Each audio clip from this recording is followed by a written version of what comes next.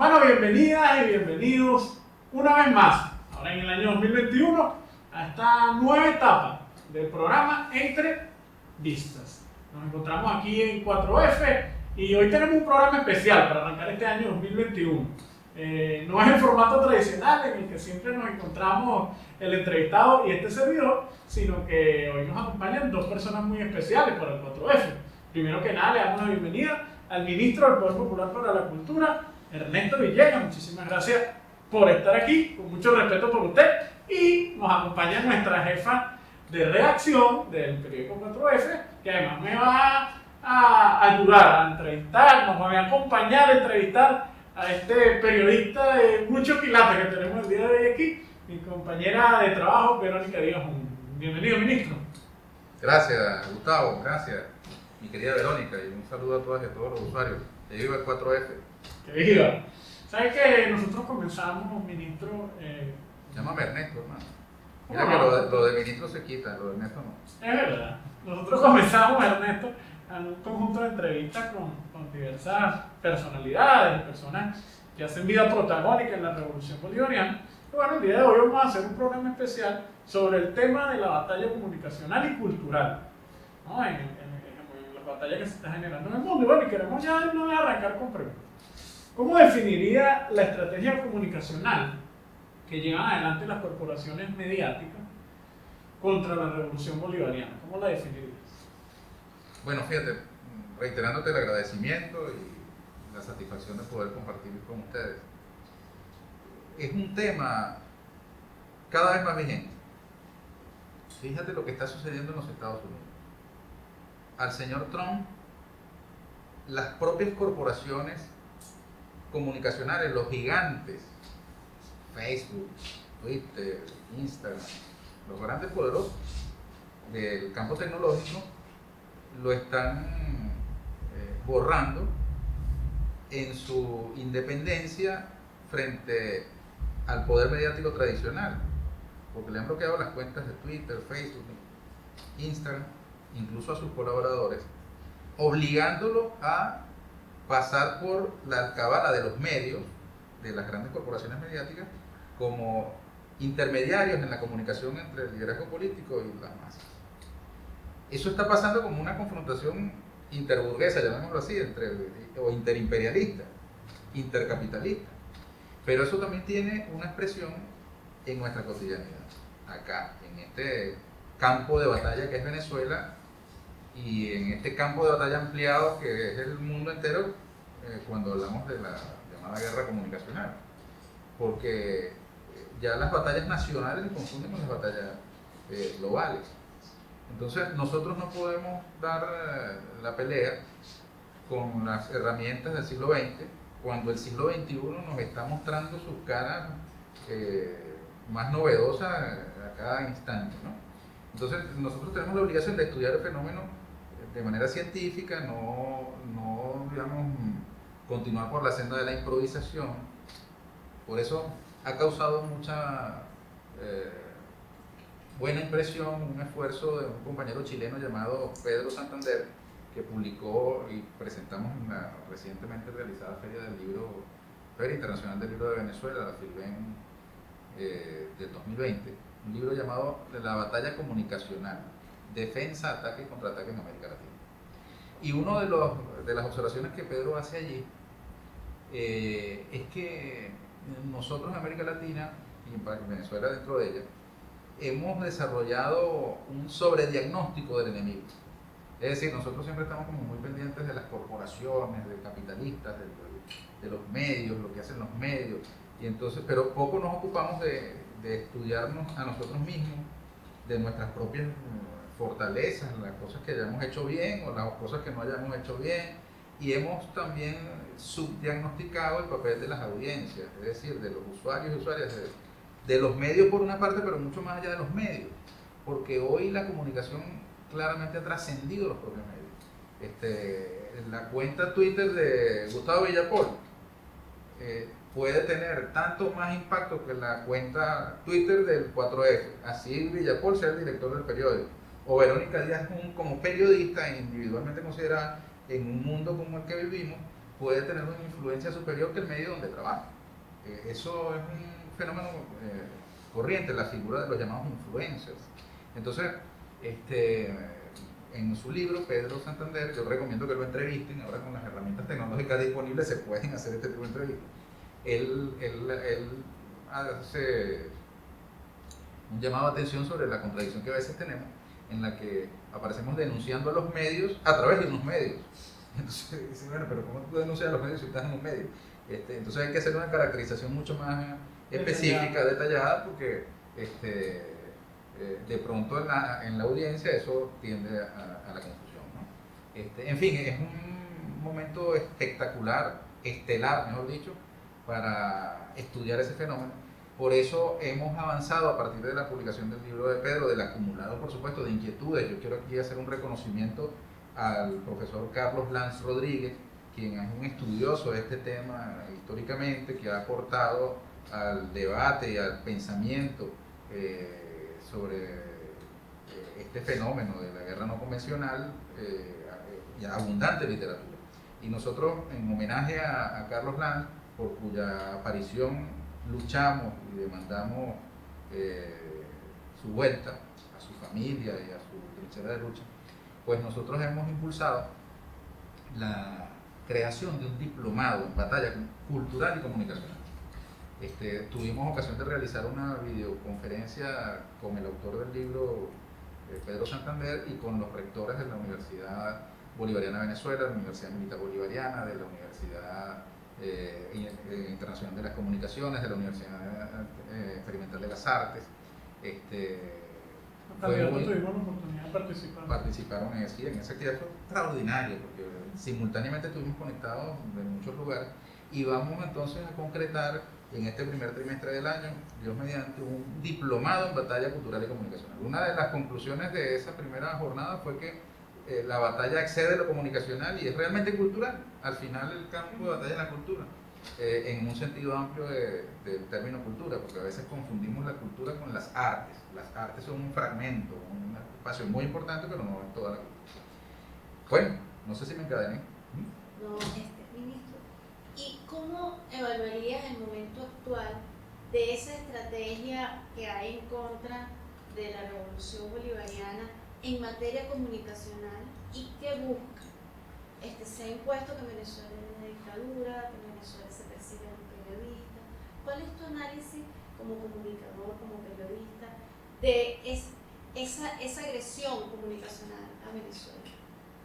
Bueno, yo voy a responder tu pregunta, Verónica, ampliando el espectro a lo cultural. Porque está bien, esa es una expresión de la guerra cultural. El mostrar,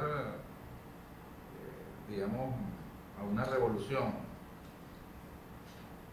enfrentada a los derechos fundamentales del ser humano es un contrasentido, pero es la línea de ataque fundamental. La libertad o el derecho a la libertad de expresión, que es un concepto, y el derecho a la información, que es otro, pero que forman parte de una misma moneda, es lo mismo que el derecho a la salud, o el derecho a la alimentación, el derecho a la vivienda, el derecho al trabajo, el derecho al transporte, el derecho a la participación política. Todos los derechos son mostrados como en contradicción con una revolución. Esa es una matriz de ataque permanente, y no solamente en Venezuela, sino a todo intento revolucionario por transformar las realidades en los países capitalistas. Entonces, cuando tú levantas la mirada, te das cuenta de que, claro, no es que están enamorados de Venezuela por ser Venezuela, porque tenemos una bandera de 3 colores y 8 estrellas. Es que, en parte sí, por todo lo que esto simboliza, ¿no? Por lo que significa Venezuela. Pero es que si en cualquier parte del mundo estalla un proceso revolucionario, transformador, que no necesariamente tiene que ser radicalmente socialista, marxista, sino que sencillamente confronte el statu quo, inmediatamente se activan dispositivos culturales que van a pretender confrontar ese naciente proyecto en ese país determinado con los derechos fundamentales del ser humano. Y entonces, en su expresión diversa, el derecho a la información. Entonces, bueno, una revolución que le da voz al pueblo llano, a los más humildes, que permitió que infinidad de personas tuvieran acceso a la escritura, que aprendes a leer, que aprendes a escribir. Entonces es desfigurada y mostrada como exactamente lo contrario. Por eso yo digo que debemos levantar la mirada, verlo como una confrontación cultural, y buscar los mecanismos para defender la verdad más allá de los medios, porque ninguna disciplina profesional es suficiente para explicar el mundo. Tú no puedes interpretar el mundo exclusivamente desde el derecho, no puedes explicar el mundo exclusivamente de la medicina, no puedes explicar el mundo exclusivamente desde el periodismo. Entonces, las respuestas a esos fenómenos comunicacionales, expresión de una guerra cultural, no están solo en lo comunicacional. Tienen que tener una respuesta, pero no necesariamente circunscrita a la comunicación. El mundo de la comunicación muchas veces es difuso. ¿Cómo haces tú hoy día para medir eso que llamaban la opinión pública? Es sumamente complejo porque si te dejas guiar por las tendencias de Twitter, es posible que te crees una realidad que no tiene que ver con lo que está en la calle. Las preocupaciones de las tendencias no necesariamente son las preocupaciones del ciudadano común y corriente. Asistimos a un momento muy complejo en que incluso la investigación científica sobre la opinión pública tiene tiempos y exigencias muy particulares. Hay fotografías que obedecen a un momento determinado, pero pueden ir cambiando los estados de opinión muy rápidamente mientras más influencia tengan las demás redes.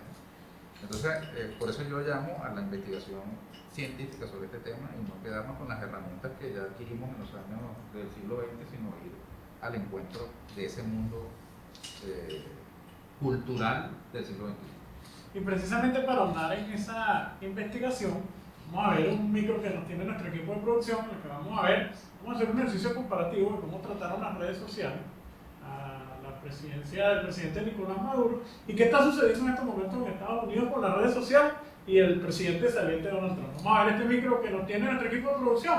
Seguimos con más de entrevistas, en este caso la vista de Ernesto Villegas, la vista de Verónica Díaz y de este servidor. Síguelo.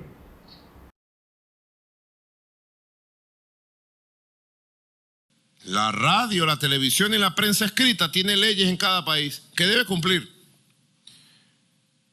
Y así todo manipulan. Y hablamos de una oligarquía comunicacional que manipula, ¿verdad? Pero hay unas leyes.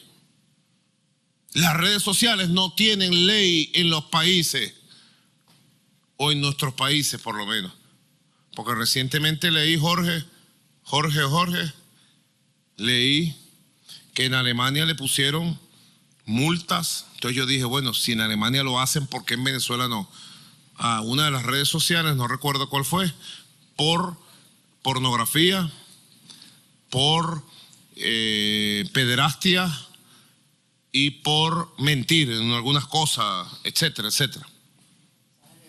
Mensajes de odio.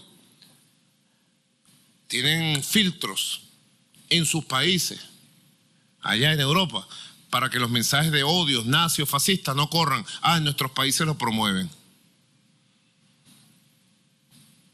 En Twitter amenazan, aquí en Venezuela constantemente, y Twitter no dice nada. Promueven el odio por razones de ideología, de raza, de credo. Un odio de carácter neofascista y no pasa nada. Lo vamos a permitir toda la vida. Esto se va a permitir toda la vida. Que vengan, pues, que hagan con nosotros lo que les da la gana. Hacemos tremendo esfuerzo en la educación, en la cultura, una inversión gigantesca para perder la batalla después por las redes sociales. Pongamos orden en esto, Jorge al cuadrado. Pongamos orden en esto, vicepresidente de Gobierno para la Comunicación y la Cultura. Los disturbios en el Capitolio de Estados Unidos han derivado en una crisis política para el presidente Donald Trump en la recta final de su mandato. A solo 12 días de su salida, los demócratas y algunos republicanos contemplan la idea de invocar la 25ª enmienda para removerlo y Nancy Pelosi dio instrucciones para que la Cámara de Representantes solicite un nuevo juicio político en su contra. Las autoridades confirmaron este jueves un saldo de 5 muertos en el violento asedio que forzó la interrupción temporal de la sesión de confirmación de la victoria de Joe Biden en las elecciones. Uno de ellos era un agente de policía. Y si bien Trump aseguró que habrá una transición ordenada, este viernes informó que no asistirá a la toma de posesión de Biden el 20 de enero. Lo hizo a través de Twitter, que horas más tarde le cerró la cuenta permanentemente por riesgo de incitación a la violencia. Sí, escucharon bien, la red social le suspendió la cuenta al presidente de los Estados Unidos. Continuamos con el programa de entrevistas. Tenemos nada más y nada menos que al ministro Ernesto Villegas, que me pide que lo llame Ernesto, pero que además él está acostumbrado a ser el que entrevista, porque está siendo el entrevistado. De hecho, hoy antes de salir a la casa, mi vieja me decía, bueno, después de muchos años ahora te toca entrevistarlo a ti, me decía a mi vieja, porque tuve la posibilidad de que me entrevistaran en confianza en varias oportunidades. Bueno, entonces ahora tenemos el placer y el honor de poder hacerlo en esta plataforma de 4F, en el programa de entrevista. Verdugo no pide clemencia, ¿verdad? Verdugo no pide clemencia, así mismo. Veíamos, Ernesto, veíamos ese micro en el cual se comparaba el tratamiento que le dieron las redes sociales a la presidencia de Nicolás Maduro y lo que está sucediendo en estos momentos en Estados Unidos. Cuando se habla en el micro de las redes sociales, no se plantea como la expresión solo de las personas que se comunican a través de ellas, sino de las grandes corporaciones que incluso cotizan en la bolsa de valores y que tienen intereses políticos, ¿no? Y que tienen intereses económicos diversos, ¿no? Quienes están detrás de Facebook, de Instagram, de TikTok, de Snapchat, de cada una de esas plataformas. ¿Qué opinas con respecto a esa comparación, ¿no?, que hay entre el tratamiento que se le dio a Nicolás Maduro en todo este tiempo, que ya tendrás tu apreciación, y lo que está sucediendo en los Estados Unidos? Bueno, Dios me libre de aparecer defendiendo a un individuo como Donald Trump. Eso se lo podemos dejar a Guaidó y quienes se han tomado fotos a los Trump lovers, como se dicen entre ellos, que le han rendido pleitesía pues, más allá de la figura de Donald Trump. Ese precedente que nosotros estamos viendo es sumamente peligroso. Que unas corporaciones que no las eligió nadie, porque nadie eligió al dueño de Facebook, ni nadie eligió al jefe de Google, están ahí porque tienen plata. Y un estudio que vi recientemente en España que muestra que la absoluta mayoría de los ricos en España son ricos por herencia. No es que fueron emprendedores que empezaron así haciendo delivery y tal y terminaron siendo unos potentados. Esa es la narrativa hollywoodense acerca de las oligarquías, pero la abrumadora mayoría de esos poderosos son poderosos por pertenencia a una clase social. Entonces, es una plutocracia corporativa que decide que uno de sus instrumentos, el presidente de los Estados Unidos, que las había defendido, por cierto, frente a WeChat y TikTok, para defender los intereses de las corporaciones gringas occidentales. Esas mismas corporaciones, plutocráticamente coaligadas, ¿no?, cartelizadas, ahora lo sacrifican a él y le declaran la muerte digital. Ahora le aplican sanciones a Trump, las corporaciones. Le pasó lo que a Luis Herrera aquí, ¿no? Le pasó lo que los medios le aplicaron a Luis Herrera cuando Luis Herrera aprobó el 1 por 1 en las radios, una canción en idioma extranjero y una canción venezolana. Bueno, la muerte mediática de Luis Herrera no salió más nunca, ¿no? Siendo copellano. Bueno, a Trump lo sancionan, por usar sus mismos términos, las corporaciones, ¿no? Y claro, el mundo entero siente un alivio de ver cómo alguien le pone un castigo a un cowboy enloquecido que ha causado tanto sufrimiento a lo largo del mundo, que si bien no ha declarado una guerra nueva convencional, sí nos ha aplicado unas guerras no convencionales que nos ha causado muerte, sufrimiento terrible al pueblo venezolano. Entonces es lógico que la gente común y corriente vea aquello y le entre un fresquito. Sin embargo, es muy peligroso, porque si nosotros aceptamos que esas corporaciones tienen el derecho de decidir quién existe y quién no, como verdugo no pide clemencia, entonces no podemos mañana, hoy aplaudir que asesinen digitalmente a Trump, o lo borren digitalmente, y mañana nos asesinen digitalmente a nosotros, es decir, que bloqueen ad infinitum tus cuentas, o las del presidente Maduro, por decirte algo, o las de, como en efecto aquí ha ocurrido, que han bloqueado cuentas de revolucionarios o de instituciones. Entonces, pero aceptar que ellos tienen ese derecho, en el caso de Trump, es peligroso, porque entonces nos pone a nosotros también en la situación de aceptar que pueda pasar con los movimientos sociales, con los dirigentes revolucionarios, porque Trump dice que esas corporaciones son izquierdistas, nada que ver, ¿no? Son igualmente capitalistas que él, pero tienen confrontaciones antagónicas, circunstanciales, ¿no? La antagónica realmente es con las fuerzas que planteen un mundo distinto, una transformación social, un mundo nuevo. Entonces, yo le tengo precaución a esto que ha venido ocurriendo. Invito a todos y a todos a leer el libro de Vladimir Acosta. Les voy a ofrecer el enlace para que desde la cuenta de 4F puedan también sumarse a la distribución gratuita de este libro por vía digital, porque es muy importante que comprendamos lo que está pasando en los Estados Unidos. El origen de esa nación está mostrando su rostro en esa confrontación que Monstruo desde las entrañas. El monstruo y sus entrañas. Un estudio crítico de la sociedad estadounidense de Vladimir Acosta. De resto, te digo, más allá del peligro que esto significa, yo le doy gracias a Dios, a la vida, de estar consciente en uso de mis facultades físicas y mentales en este momento, porque estoy viendo algo que muchos se quedaron sin ver. Lamentablemente no llegaron a ver lo que está pasando en los Estados Unidos.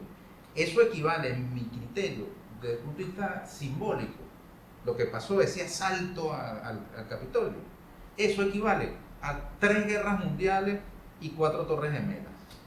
El impacto que eso significa, desde el punto de vista simbólico.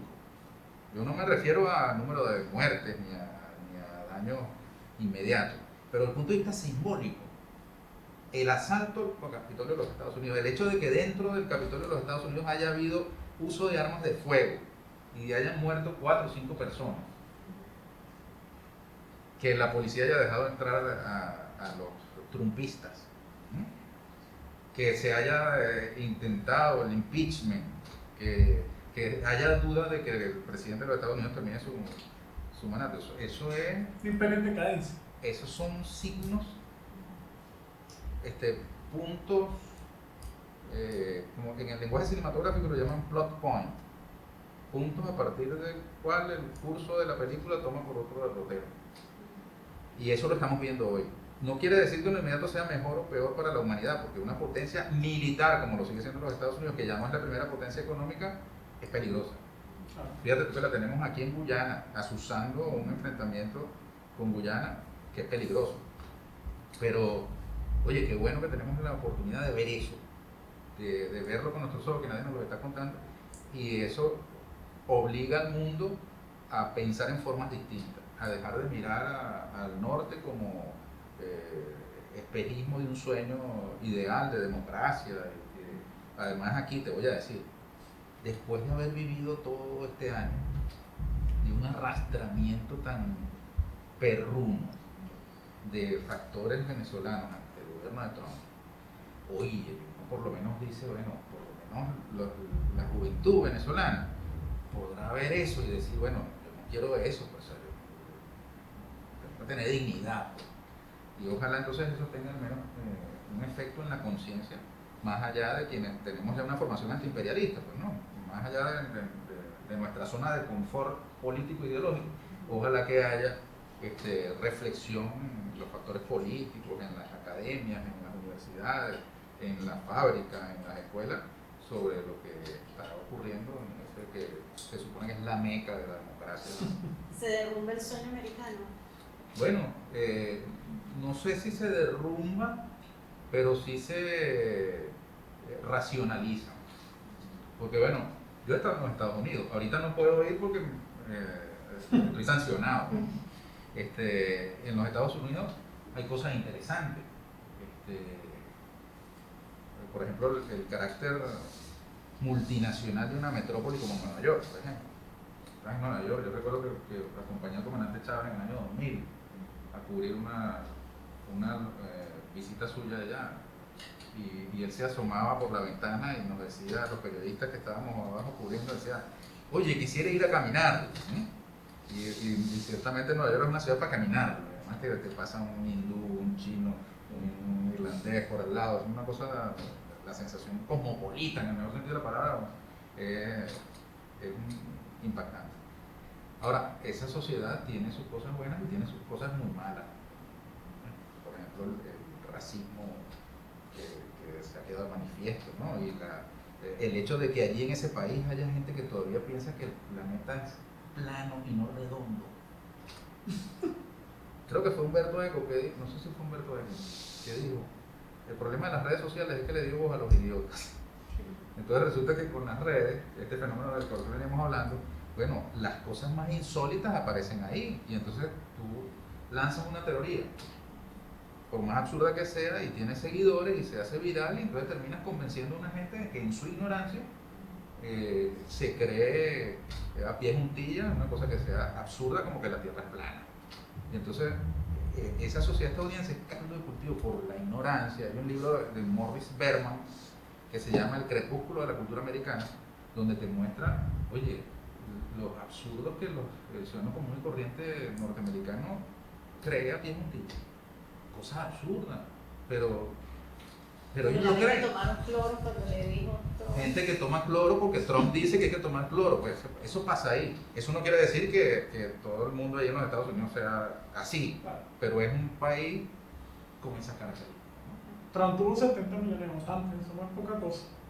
Es medio país. Por eso dicen que Biden no es que ganó él. Bueno, yo no me quiero meter en asuntos de política exterior venezolana porque no me corresponde, es un tema de Cancillería. Pero realmente no ganó Biden, ganó una coalición anti-Trump. Y no es porque votaron a favor de Biden, sino que votaron para que Trump no continuara.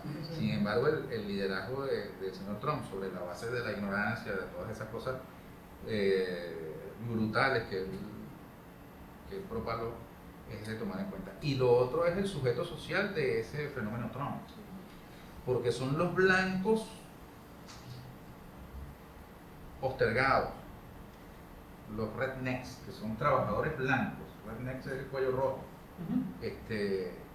que son no son los oligarcas precisamente, son los más, en términos generales, son trabajadores estadounidenses. La clase obrera, que no es la primera vez que la clase obrera se hipnotiza con el fascismo. Y la historia del fascismo está llena de eso. Pero ellos encarnan una opción potencialmente revolucionaria en los propios Estados Unidos. Para la izquierda estadounidense debería ser un desafío interpretar a esos que hoy están, digamos, hipnotizados con el señor Trump.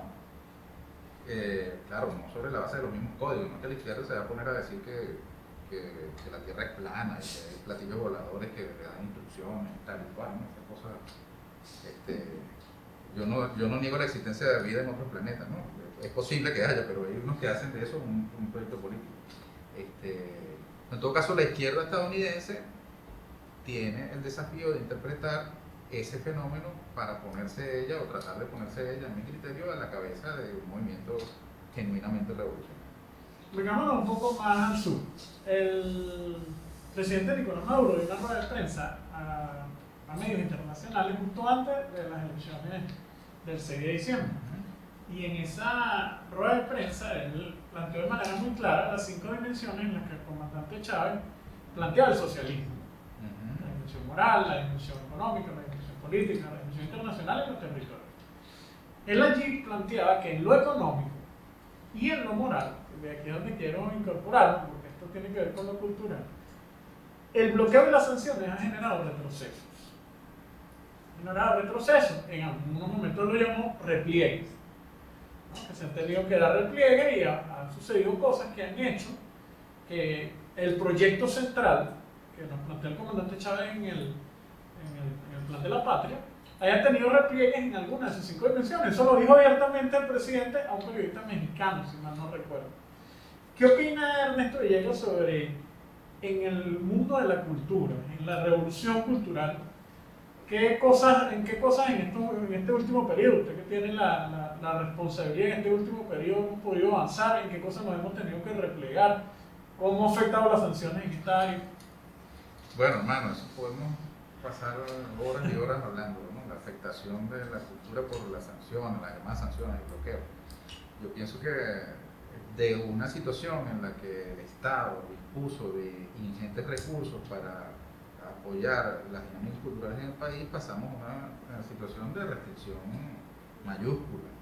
Y entonces, desde el Estado no existen en este momento los recursos para apoyar como se apoyó en la misma magnitud en los tiempos del petróleo a 100. O sea, aquí recuerdo, a mí me dicen que, por ejemplo, en el caso de Misión Cultura, había camiones, hasta unas motos de agua, no sé, unos transportes acuáticos. No sé si estoy exagerando o exageraron lo que me dijeron, ¿no? Pero había medios de transporte diversos para llegar a los distintos rincones del país. Hoy día transportarse dentro de la propia ciudad de Caracas es un problema, ¿no? Lo que le ha sucedido a los ciudadanos le ha pasado a las instituciones culturales. Si tú, por ejemplo, presupuestas hoy compra de sillas, porque tienes que dotar un lugar de sillas que se dañaron y ya no hay manera de repararlas, y entonces presupuestas la compra de 4 sillas. Bueno, la destrucción de la capacidad económica del presupuesto que ha vivido la familia la viven las instituciones. Entonces, ese presupuesto que está destinado a comprar 4 sillas, a lo mejor te alcanza es para comprar un tornillo y tratar de seguir estirando la vida de la silla que estaba, ni siquiera para comprar una. Yo a veces trato de explicar esto porque la gente se ve reflejada entonces, ¿no? Bueno, ¿cómo no tienen presupuesto para comprarle las obras a un artista plástico que está muy necesitado de comprar de apoyo económico? O sea, que de pronto un artista plástico vende un cuadro y con eso, bueno, el Ministerio de Cultura no tiene cómo comprarle unas obras de arte plásticas a un pintor, porque esas partidas prácticamente no existen y los recursos se los va devorando el proceso de devaluación inflacionaria. Entonces, una debilidad o un retroceso, como tú lo llamas, ha sido la capacidad de acción concreta del Estado como dinamizador económico de la cultura. Algo positivo, que esa ausencia ha sido suplida con creatividad, tanto de las instituciones como y sobre todo desde el propio mundo cultural, de los artistas, cultores y creadores, que han buscado la manera de adaptar la capacidad creativa a las nuevas circunstancias. Tú ves que ha habido más bien, en mi muy humilde criterio, un aliciente para expresar el arte en tiempos de restricciones. Así como en un ser humano te ayudan a crecer más los momentos de dolor, de dificultad, que los momentos de euforia, así también en el arte se han estimulado fuerzas creativas. Pienso que tenemos una gran reserva de conciencia en el campo de la cultura, entendiéndola que es más que las artes. Sin la cultura, sin la revolución cultural que Chávez lanzó, no habríamos llegado. Sin los niveles de conciencia, entendiendo la cultura como la conciencia colectiva. Que se incorpora la dimensión moral esa del socialismo de Chávez. Por supuesto, así es. Entonces, esa conciencia ha permitido que el venezolano, la venezolana, el pueblo, tenga una noción más clara del momento histórico que está viviendo. Y ha permitido además algo muy importante, que es la cohesión. Hay momentos de extrema agresión al país en los que ha estado claramente en peligro la cohesión nacional. Estos últimos años han sido prueba de esto, el momento pico. Ponte tú la invasión del 23 de febrero por Cúcuta, ahora con la agresión por el Exequibo, momentos en los que la cohesión nacional son vitales, y eso se ha logrado, y pienso que es gracias a que en efecto aquí echó a andar una revolución cultural, que no quiere decir que ya está consolidada y que no hay más nada que hacer, no, todo lo contrario. Es mucho más lo que tenemos por delante. Tenemos debates de mucho tipo, Gustavo, en cuanto a lo cultural, porque por ejemplo hay temas estéticos que generan conflictos, ¿no? Celebramos la Navidad con el arbolito y con nieve y tal, o la celebramos con el niño Jesús, con el pesebre. Eso está ahí. Acabamos de venir de una Navidad y arrastramos con nuestras contradicciones. Lo importante desde el punto de vista de la cultura es la diversidad, que hay espacio para expresiones culturales disímiles, para que tú puedas avanzar. Yo tengo, por ejemplo, mis preferencias. Yo considero que hay cosas que son más acordes con una revolución cultural, pero tú no puedes negar la existencia de una influencia que también forma parte de una realidad venezolana que ha de tener un espacio. Nosotros no somos otros países, yo no voy a poner un nombre, donde por ejemplo desde el Estado se dice una obra de arte abstracta no es permitida, porque existen países donde tienen un concepto sobre el arte que dicen, bueno, no, aquí la obra de arte tiene que tener un significado claro, no puede ser una cosa abstracta que no, aquí no tenemos esa realidad. Nosotros, por ejemplo, yo recuerdo que me contaba María Urbaneja, que fue embajadora en Uruguay. Cierta vez invitaron a unos niños venezolanos a una escuela en Uruguay para mostrar sus tradiciones, sus expresiones culturales en diciembre. Y las canciones que nosotros cantamos en diciembre son religiosas todas. Todas. Es que no hay ni una que no sea, ¿no? Porque Jingle Bells es una cosa en inglés, no es nuestro, pero nosotros tenemos siempre el niño Jesús, Aguinaldo. Es la Navidad aguinaldo, pana. Entonces, esos aguinaldos venezolanos. Para la misa, en Uruguay, ahí sí te digo el nombre, en Uruguay, no están permitidos, porque allí la separación entre la iglesia y el Estado es absoluta y total. Entonces, en una escuela no puede haber expresiones religiosas. Entonces, los niños venezolanos no pudieron cantar las canciones típicas de ellos porque ahí está prohibido. Ahora, yo respeto eso. A lo mejor hay algún matiz en esta anécdota que yo les estoy refiriendo, no fue exactamente así. Pero lo cierto es que en países como Uruguay, donde hay una separación, y eso no es un país comunista, sino que la realidad nacional, cultural de ese país es esa. Ahora, la nuestra es que la Navidad es inseparable de la religión, de las expresiones religiosas, así tú no seas religioso. Nuestra Navidad es profundamente religiosa. ¿La vamos a erradicar? Yo creo que estaría loco el que proponga erradicar el componente religioso de la comunidad venezolana, ¿no? La oposición venezolana lo intentó, ¿no? En 2002-2003. Exactamente, por una visión dogmática de la derecha, Sí. pretendieron que comiéramos hallacas en febrero, y eso es un desastre, ¿entiendes? Entonces nosotros desde el campo revolucionario no podemos cometer esos errores. Entonces, también entender que hay espacio para expresiones culturales disímiles, que hay espacio para la gente que le gusta el jazz, para la gente que le gusta el rock, para la gente que le guste... eso no quiere decir que a mí me guste el reggaetón, no. Precisamente eso es lo que se vende en el exterior, que aquí no hay espacio para la disidencia, que solo hay una visión. ¿Qué opinas? Y lo otro es si comunicacionalmente hemos sabido explicarle al mundo las sanciones y el bloqueo que se está aplicando en Venezuela y cómo hay gente que podría decir que es un delito de lesa humanidad. Entonces, comunicacionalmente, o sea, en el exterior, ¿están entendiendo lo que se está viviendo aquí internamente? Bueno, comienzo por lo primero.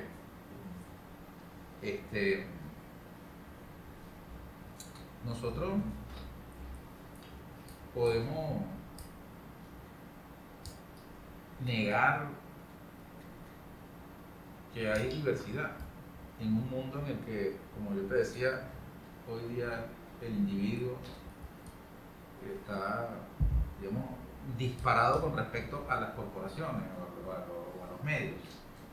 O sea, ahorita tú ves, hay medios que tienen menos seguidores que individualidades que trabajan en ellos. Entonces, ¿cómo es eso de hoy la censura? Que si no sale algo en el 4F no existe. Yo no creo. Antes era así, el nacional. Si no salías en el nacional no era... hace mucho tiempo los medios dejaron de ser el escenario donde se fabrica la opinión pública. ¿Eso sería el periodismo 2.0? Actualmente hay una cosa, yo no conozco muy bien si son los 2.0, 3.0, 4.0, porque ahí Sí, vale. es como la guerra de cuarta generación, quinta generación, uno le pierde la cuenta. Pero lo cierto es que en el momento de hoy tú puedes ser un político y que no te inviten a los canales de televisión. Tú puedes ser un político y que no te publiquen una entrevista en un medio impreso. O tú puedes ser un político y que no salís nunca en la radio. Eso tiene su importancia.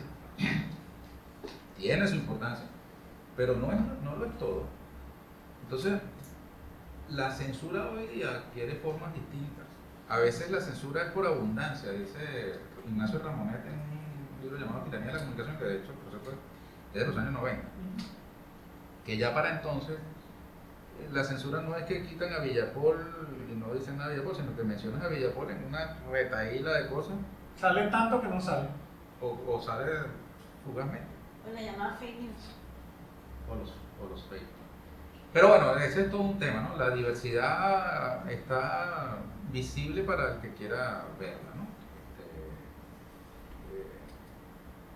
Eso no quiere decir que no tengamos cosas que corregir, que no podamos hacer grandes esfuerzos, que debamos hacerlo para abrir el abanico y tratar como comunicadores de mostrar la más amplia gama de las realidades que nos corresponde comunicar. Ellos hablan de persecución de periodistas, de cierre de medios, uno lee sobre ese tema a nivel de la internet y uno no está aquí en Venezuela y uno piensa que estamos en un país de la dictadura gomecista.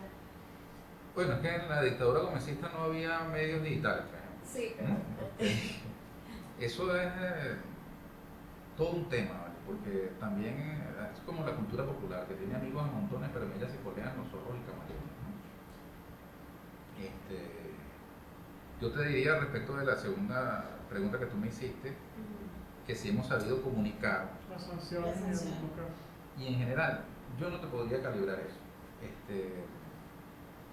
Porque la realidad venezolana es sumamente compleja. Tiene capacidad un pequeño país como Venezuela de revertir matrices de opinión que se forman por parte de un cartel inmenso planetario. Es muy difícil porque cuando pisan la tecla allá arriba en la plutocracia esa corporativa que domina las comunicaciones y dicen Venezuela es lo peor del mundo. Oye, ¿qué puede hacer ese país para que cada cosa que aparezca publicada y distorsionada sea respondida o aclarada? Es un gran problema. Aquí mismo nosotros cotidianamente enfrentamos situaciones en las que se niega lo evidente y entonces te ponen en situación de estar aclarando lo evidente y por tal que terminan pinchacado todo y hay un porcentaje que te creen y otro porcentaje que no te creen y cuando no has terminado digamos, abordar un tema ya surge el otro y entonces bueno, andas con un panorama de desinformación generalizada. Es muy difícil. Yo modestamente, que ustedes pusieron unos libros míos, eso me angustiaba, lo que tú dices, me angustiaba en los tiempos de abril, porque claro, yo llevaba el pulso del golpe de abril y estaba como muy al tanto de la última cosa que había salido, pero la desinformación era tan grande que dije, bueno, tengo que escribir un libro de esto. Hice un libro que todavía 10 años después, más de 10 años después, sigue siendo interesante, ¿no? Recientemente sacamos una edición en inglés, digital, de acceso libre. Se cumplieron 5 ediciones. Y yo creo que una de las vertientes es esa. Nosotros creo que tenemos que despegarnos un poco de las tendencias de Twitter, agarrar temas concretos y desarrollarlos a profundidad y lanzar esas botellas al mar. Ponte tú, hablamos ahorita de la batalla de los puentes, de allí del 23 de febrero. Bueno, yo creo que hace falta hacer un libro sobre eso. Y entonces que se reconstruya cronológicamente lo que fue sucediendo, y tú lo vas lanzando, porque son como distintos niveles. O sea, hay un nivel mediático que es el de, bueno, hoy tituló el país de España tal cosa, entonces hay que salir detrás de lo que tituló el país de España tal cosa. O hay que tomar una iniciativa para que la portada del 4F sea tal o cual, son decisiones cotidianas que se toman. Ese es un nivel. que está condenado además a hacer, como decía Héctor Lavoe, un periódico de ayer.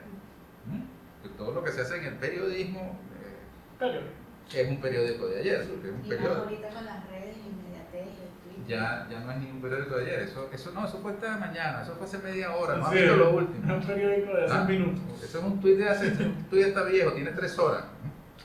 Cuando los primeros periodistas hacían una entrevista, mira tú, 1800, agarraban un caballo, tren, pasaban 2 o 3 horas para llegar a donde estaba el entrevistado, sostenían una conversación, no tenían grabador, hacían anotaciones, volvían a agarrar el caballo, el tren, no sé qué, llegaban a su casa 3 o 4 horas después y se sentaban a escribir y reproducían la conversación que habían tenido con una fidelidad extraordinaria. Ahorita a ti te dicen un número telefónico y dices, ajá, ya va, dámelo otra vez, porque te lo memorizas. Porque nuestra capacidad de memorización está reducida por la cantidad de mensajes que tenemos. Nosotros estamos aquí todo el tiempo pegados con un teléfono, escuchando la radio, viendo una pantalla de televisión, un aviso, una cosa. De pronto no te ponen un aviso en el baño porque no hay espacio. Entonces, ese es el ciudadano de hoy, distinto al de antes. Entonces, siento que ese nivel periodístico, llamémoslo así, tiene que ser acompañado de este otro nivel de profundidad, de serenidad, que no está pensado para el que está corriendo, sino que puede estar interesado en un tema determinado. Por eso la importancia del libro de la Divina Costa. Yo soy enamorado del libro, pero pienso que es una gran herramienta en estos tiempos de superficialidad. El libro te obliga al rigor. Entonces yo me inclino mucho porque los grandes problemas, los grandes asuntos, los canalicemos por la vía de la producción editorial, más que de los periódicos. No quiere decir que no me apasione el periodismo, Claro. porque me apasiona, pero yo creo que esto es una forma de hacer periodismo también, una manera. Así es. Sería como un gran Ejercer. reportaje, como un... Exactamente, reivindicar las herramientas que tiene el periodismo, entre ellos el reportaje, por ejemplo. Una apasionante faceta del periodismo. Hay ahorita mucha discusión de nuestra profesión, de qué es el periodista, si cualquiera puede ser periodista, si cualquiera que pone un tuit no tiene las herramientas del periodismo, entonces no hay verificación, la desinformación dentro de la era de la información. Entonces, ¿cuáles serían los retos que tenemos ahorita como comunicadores sociales y más en la Venezuela asediada comunicacionalmente?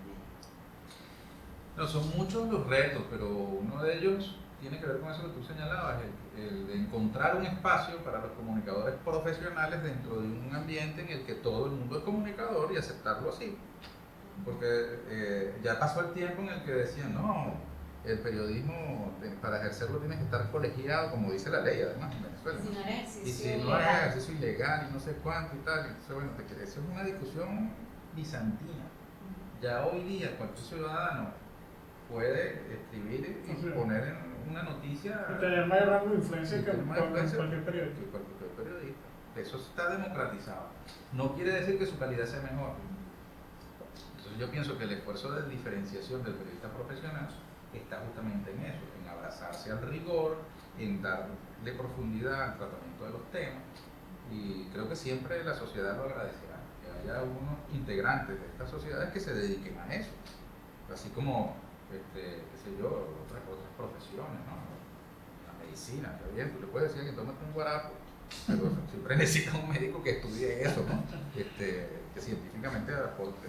Sí, es ministro. Bueno, tú sabes mejor que nadie que los tiempos en cámara son apabullantes y siempre tenemos un jefe de piso que nos está haciendo más señas que echarle Chaplin en una película, pero ya no nos queda nada de tiempo para esta entrevista. Pero lo que sí me gustaría es que le diera un mensaje al pueblo venezolano en este arranque del año 2021 y qué perspectivas tiene este año para la revolución bolivariana y para el pueblo venezolano. Bueno, este año es el 2021, el año bicentenario de la batalla de Carabobo. Horizonte hacia el cual el comandante Chávez apuntó en su tiempo. Este año nosotros tenemos que imbuirnos de la fuerza histórica de Carabobo para afrontar los nuevos desafíos que tenemos por delante. Yo le pongo un horizonte del 2030, porque en el 2030 estaremos cumpliendo los 200 años de la muerte del libertador Simón Bolívar, quien muere traicionado en lo que perfectamente puede considerarse un parricidio. Uno de los héroes de Carabobo, el general Páez, héroe incomparable en el campo militar, gloria eterna al militar que fue José Antonio Páez, y hay que estar en el campo de Carabobo como estuvimos recientemente para sentir esa vibración. Bueno, ese mismo jefe militar terminó siendo un gran traidor político del proyecto de Bolívar. Entonces, así como hay muchos, esa traición de hace 200 años hay que exorcizarla. Entonces yo aspiro a que tengamos en el 2030 una conmemoración de los 200 años de la muerte del Libertador, en la que hayamos logrado exorcizar eso y pues hayamos podido reconstruir lo que los traidores del proyecto de Bolívar destruyeron, y podamos estar en una situación superior de conquista de nuevos espacios para la participación de nuestro pueblo, para mayor unidad entre los países de la América Latina, para que esto que hoy celebramos, que no es poca cosa, a 200 años de esa batalla de Carabobo, estamos de pie, libres, independientes y soberanos. Eso no es poca cosa, después de que el imperialismo norteamericano pretendió doblegar a la patria de Bolívar, y es más bien el imperialismo norteamericano el que terminó envuelto en una catástrofe de marca mayor. Bueno, eso es una extraordinaria coincidencia para celebrar ese horizonte que Chávez nos planteó en el 2021. Y yo quiero aprovechar este espacio para terminar y decirles que yo quisiera voltear el recuerdo que Carabobo nos dejó con esa escena en la que el negro primero le dice al general Páez: vengo a decirle adiós porque tú mueres. Los nietos y nietas del negro primero, que fueron traicionados por la república oligárquica que sucedió al proyecto bolivariano, pues tenemos que decirle al Libertador: venimos a decir presente porque estamos vivos y porque estamos de pie, libres, independientes y soberanos. Vengo a decirle presente, Libertador, porque su proyecto está vivo y no se va a perder la república que usted batalló por crear, y vamos a lograr el proyecto bolivariano, el sueño de Bolívar antes del 2030. Es la palabra del ministro del Poder Popular para la Cultura, Ernesto Villegas. Muchísimas gracias por acompañarnos en 4F. Muchísimas gracias, Verónica, por acompañarnos en esta conversa que tuvimos el día de hoy aquí con el ministro. Y ustedes no se pierdan la próxima entrevista. Recuérdense, síganos en todas las redes sociales, @4F Web. Denle a la campanita que está por aquí, suscríbanse al canal que está por aquí, @4F Web en YouTube. Nos vemos en el próximo programa, 4F Entrevistas.